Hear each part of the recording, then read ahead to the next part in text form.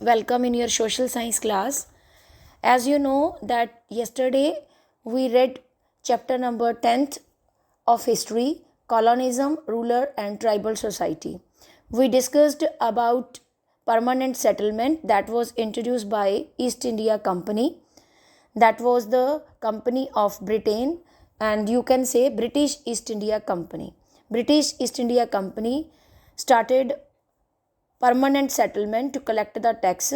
Under this system, they introduce Jamidari system, Royatwari system and Mahalwari system. And we also discussed about commercial crops, and today we are going to discuss about the condition of farmer. Okay, today we will come to know what was the condition of farmer when a lot of tax was imposed on farmer by British East India Company. When British East India Company introduced imposed various tax on farmer. Okay, as a result, farmer already suffered from natural calamities like flood, drought, famine.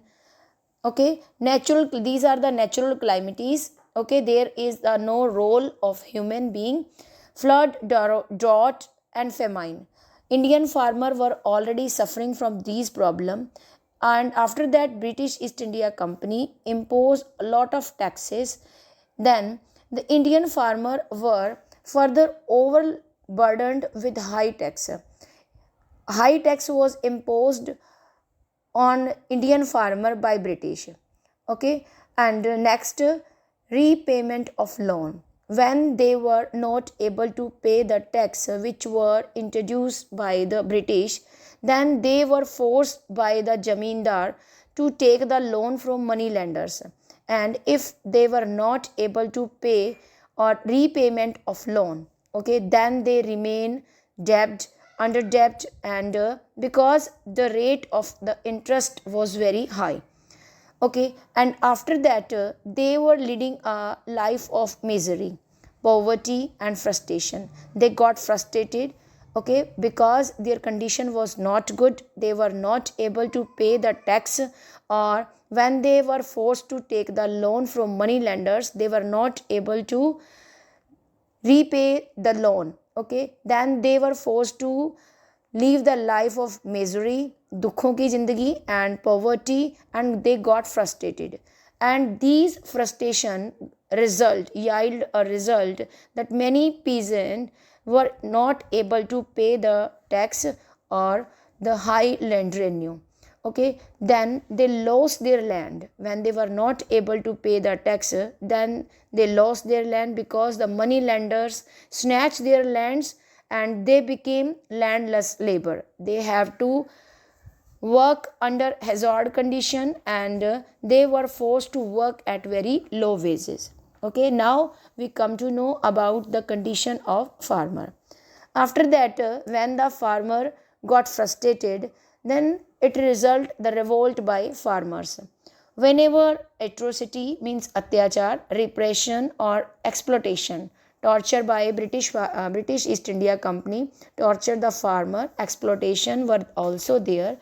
When these all atrocities, repression and exploitation reached beyond a certain limits, it crossed its limits, it was impossible to bear the exploitation atrocity of British, then there was a mass outburst in the form of a revolt. Okay, when it was difficult to bear the atrocities of British, by the atrocity of British, and then the farmer got angry, and the this result a revolt. There was a long list of injustice. Okay, British torture the farmers, and the list of unjusticeness of British was very long. Okay, and that's why farmers started revolt against British East India Company. Now we come to know the reason why the farmers started revolt or participated in revolt 1857. One point, land revenue settlement and their administration. Indian farmer was not happy by the tax introduced by the British, and they were not pleased by the administration system of British. That's why they participated in revolt 1857. Second reason, economic exploitation. British exploit the farmers. Okay, they were forced to grow the commercial crops, and they were not paid adequately. Okay, very less rate was given by the British East India Company for the growing of commercial crops. Okay, this called exploitation, especially of rural masses. जो जनता, जो लोग गांव में रहते थे, specially उनके साथ ये मिसबिहेव ज़्यादा किया जाता था. ओके, क्योंकि मोस्ट ऑफ जो एग्रीकल्चर फार्मर थे वो विलेजेस में रहते थे. Third reason, long standing loan and indebtedness. When they were not, they were means farmers were not able to pay the high tax of Britisher or Jamidar introduced that high tax rate, high taxes that was introduced by British. Okay, when they were not able to pay the tax, then farmer were forced by the British or Jamindar to take the loan from money lenders, and when they were not able to pay the loan installment, then the money lenders snatch their land and they always remain in indebtedness. Okay, then as at its result, long standing loan result the eviction of land, उनसे ज़मीन छीन ली जाती थी, and they were forced to become, or they were forced to lead a life of landless labor. उनको मजदूरों की तरह काम करना पड़ता था. These were the main reason, okay, for the first war of independence 1857. Okay, then in 1930 that organization of Kisan Sabha started, and the Kisan Sabha organization was established, and after the establishment of Kisan Sabha in 1930, farmers were supporting. Okay, then farmers were supporting by Kisan Sabha. Okay, then do you know is here the riots of Bengal. Riots of Bengal means farmer or peasant. Peasant of Bengal refused to grow indigo. Indigo was a crops, okay, cash crops, and British East India Company forced the farmer to grow indigo. Then very less rate was given for the cash crops, for the growing of indigo, that is called blue dye. Okay, these are the reason for what the peasant started the revolt against the British time to time. You have to read yourself. Do you know? If you face any problem, then tell me, I will help you. Okay, then next we will discuss colonialism and tribal society. After discussing the condition of Indian farmer, we are going to discuss about the condition of tribal society. Okay, the next target of British was tribal society. The profitable exploitation of peasant made the British greedier.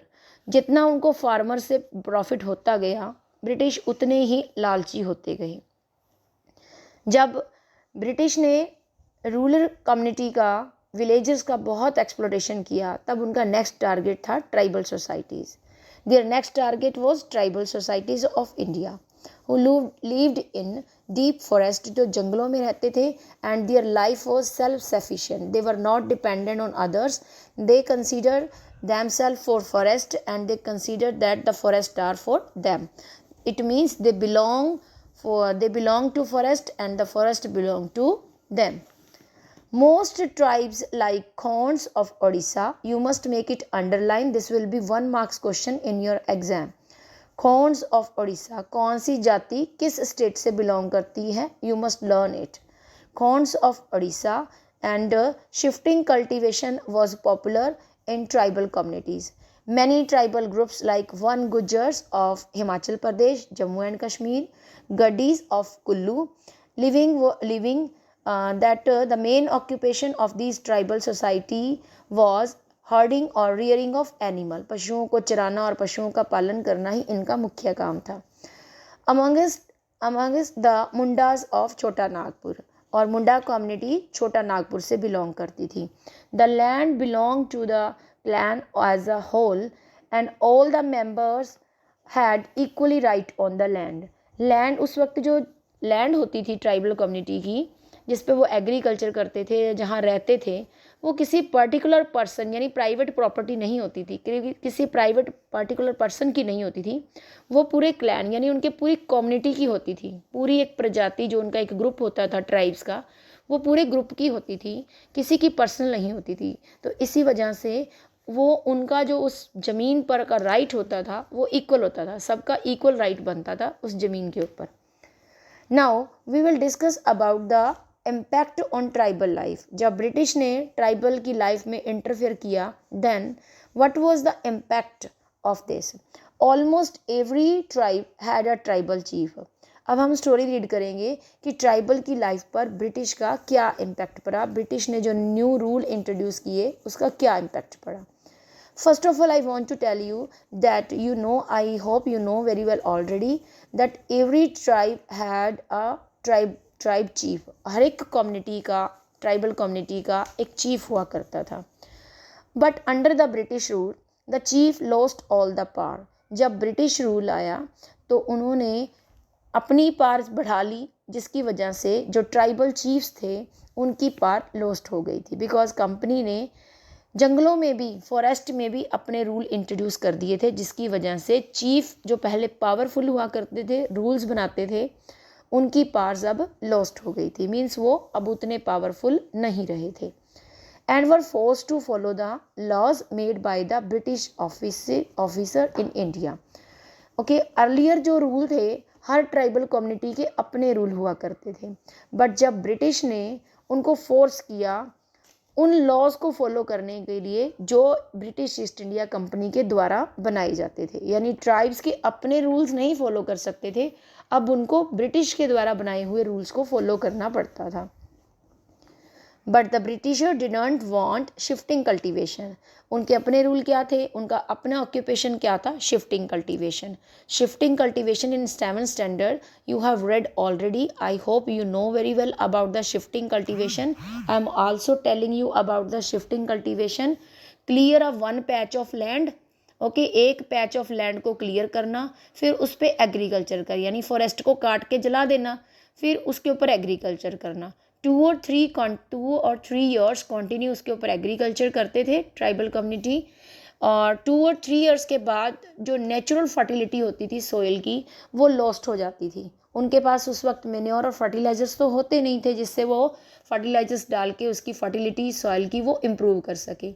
वो क्या करते थे, जब fertility lost हो जाती थी 2 और 3 years के बाद, वो उस पैच ऑफ लैंड को छोड़ देते थे और फिर ऐसे ही another patch of land clear करते, फॉरेस्ट को जला देते और फिर उसके ऊपर कल्टीवेशन शुरू कर देते थे। This that was called shifting cultivation. Okay, ये पॉपुलर थी ट्राइबल कम्युनिटी के अंदर, ये सिस्टम पॉपुलर था। अब ब्रिटिश नहीं चाहते थे कि शिफ्टिंग कल्टीवेशन की जाए। क्यों नहीं चाहते थे? क्योंकि एक तो उनकी जो फॉरेस्ट की रिक्वायरमेंट थी ब्रिटिश की वो पूरी नहीं हो सकती थी, और दूसरा टैक्स कलेक्ट करने में प्रॉब्लम आती थी, वो किसी एक पर्टिकुलर लैंड का टैक्स कलेक्ट नहीं कर पाते थे। The change made in the forest. अब फॉरेस्ट में चेंजेस आ गए थे। क्या चेंजेस आ गए थे? ट्राइबल कम्युनिटी जिस वे से रह रही थी, ओके, उनकी लाइफ में चेंजेस आ गए थे। पहले वो अपने हिसाब से शिफ्टिंग कल्टीवेशन करते थे, अपनी ज़िंदगी जीते थे। अब उनको कंपनीज के रूल फॉलो करने पड़ते थे, जो British east India company rules बनाती थी उनको वो फॉलो करने पड़ते थे। सबसे पहले तो उनको अपनी जो मेन ऑक्यूपेशन था वो छोड़ना पड़ा। Okay, and this made the tribal community life very difficult. Most of forest were declared as a state property. पहले ये किसकी प्रॉपर्टी हुआ करते थे? ट्राइबल कम्युनिटी की प्रॉपर्टी हुआ करते थे, बट अब इनके ऊपर रूल किसका आ गया था? ब्रिटिश ईस्ट इंडिया कंपनी का। ओके, उसके बाद क्या हुआ? Specially the reserved forest which produce the timber. Specially वो वाला एरिया जो टिम्बर सर्व करता था, जहाँ की लकड़ी जो होती है बहुत ही इमारती और इकोनॉमिकली बेनिफिशियल होती हैं, वो वाला एरिया जो था वो ब्रिटिश ने अपने कंट्रोल में कर लिया था। Many tribals had to move to another area in search of livelihood. अब जो ट्राइबल कम्युनिटी थी, अब उनके लिए वहाँ पर रहने के लिए कोई काम नहीं रह गया था। So they have to search in another land in the search of work. काम की तलाश में उनको कहीं और एरिया में जाना पड़ा। एक तरह से आप कह सकते हो कि उनका जो होम था, लैंड, उनका जो फॉरेस्ट थे, ये उनका होम था, अब उनका होम छिन गया था। ट्राइबल कम्युनिटी को अनदर प्लेस पे जाना पड़ा था। This create a shortage of labour to cut trees for railway sleeper and to the transport लोग।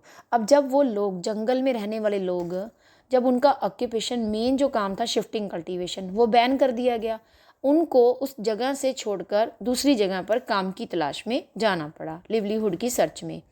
इससे क्या हुआ, इसका इम्पैक्ट क्या पड़ा कि जो शॉर्टेज हो गई थी, अब पेड़ों को काटने के लिए लेबर चाहिए, अब पेड़ों को काटने के लिए लेबर की शॉर्टेज हो गई।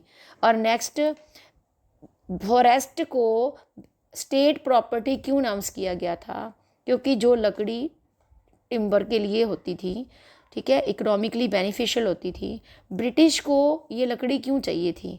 क्योंकि रेलवे ट्रैक अर्लियर टाइम में, आजकल जो रेलवे ट्रैक होता है वो आयरन का बना हुआ होता है, लोहे का होता है, लेकिन अर्लियर जब ब्रिटिश ने इंट्रोड्यूस की थी ना रेलवे, तब आयरन के ट्रैक नहीं बने होते थे। ट्रैक मीन जिस पे ट्रेन चलती है, तो वो लकड़ी के हुआ करते थे, ठीक है। अपने पेरेंट्स से पूछ के देखना कि किसी ने अगर पुराने समय की रेलवे ट्रैक देखा हो, तो वो लकड़ी का जो स्लीपर बोलते हैं ना उसको, मोटी मोटी लकड़ी होती है, तो उससे बने हुए होते थे। अब उसको, रेलवे स्लीपर को ट्रांसपोर्ट करने के लिए जो लॉग होते हैं, लकड़ी के मोटे मोटे लकड़ी होती है, उसको लॉग बोलते हैं। अब लॉग को ट्रांसपोर्ट करने के लिए भी लेबर चाहिए थी और पेड़ों को काटने के लिए भी लेबर चाहिए थी। इन दोनों के लिए शॉर्टेज हो गई थी। During 19th century when the demand for forest produce increase, जब 19th सेंचुरी में फॉरेस्ट की जो डिमांड थी वो इंक्रीज़ होती गई, तो ट्रेडर्स और मनी लेंडर्स ने इस सिचुएशन की एडवांटेजेस ली। क्या एडवांटेजेस ली? दे वेंट टू ट्राइब्स, वो उन ट्राइबल के पास गए, ट्राइब्स के पास गए, ऑफर्ड देम कैश लोन, और उनको लोन ऑफर किया।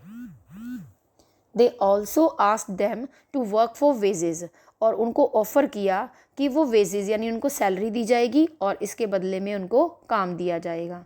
ओके, इससे क्या हुआ, ट्राइबल कम्युनिटी की लाइफ और भी मिजरेबल होगी, क्योंकि जंगल में वो फ्रीडम से रहते थे, ओके, किसी के अंडर नहीं रहते थे। अब उनको मनी लैंडर्स से और ट्रेडर्स के अंडर काम करना पड़ता था।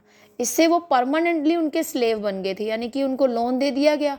अब लोन उनसे कभी उतरना नहीं था, यानी लोन की वो इंस्टॉलमेंट दे नहीं पाते थे, उसके ऊपर इंटरेस्ट और इंटरेस्ट लगता रहता, जिसकी वजह से वो सारी ज़िंदगी क्या थे, उन मनी लेंडर्स के अंडर काम करना पड़ता था।